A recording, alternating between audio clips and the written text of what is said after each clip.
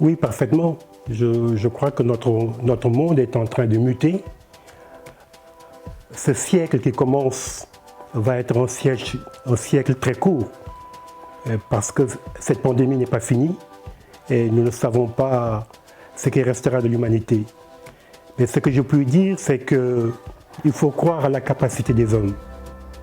Il faut croire à la capacité de la science pour nous permettre de dire que nous vivrons.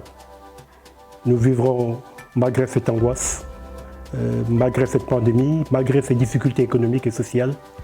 Nous vivrons. Nous ne devons pas avoir peur. Nous n'avons pas le choix. Nous n'avons pas le choix. Ou bien nous sommes solidaires, ou nous sommes ensemble, ou nous allons périr ensemble. Je pense qu'aujourd'hui, l'économie c'est important, mais c'est la culture qui est le plus important. C'est-à-dire cette rencontre des humanités, cette rencontre des peuples, des races et des cultures. Si le monde ne commence pas par la culture, si nous ne dialoguons pas, si nous n'échangeons pas, malgré nos richesses, le monde va au désastre. Donc il faut réinventer une nouvelle humanité où la culture est le moteur de notre avenir. Nous devons penser aux générations à venir et nous devons savoir que les richesses minières, la bourse, les technologies ne sont qu'un accompagnement et que ce qui est important, mais ce n'est pas la machine. La machine est importante, mais c'est celui qui la fabrique et qui la guide qui est le plus important, mais c'est-à-dire l'homme. Nous devons repenser cet homme sur la terre. Mais nous ne pouvons pas repenser cet homme sans repenser en même temps la nature, c'est-à-dire ce qui nous entoure. Nous devons repenser l'homme, réinventer l'homme, mais nous devons respecter la nature. Donc, pour répondre à votre question, nous sommes condamnés à vivre ensemble.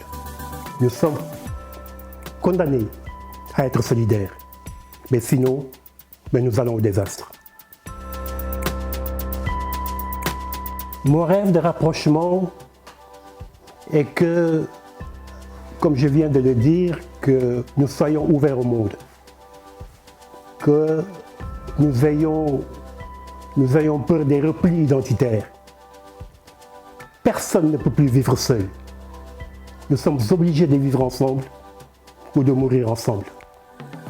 Je rêve d'un monde où les noirs, les blancs, les jaunes et même les verts dialoguent, échangent, mais se marient et font des enfants. Je pense que le métissage culturel est notre avenir. C'est l'avenir de l'humanité. Et c'est mon rêve. C'est mon rêve, au-delà de l'économie, au-delà des égoïsmes.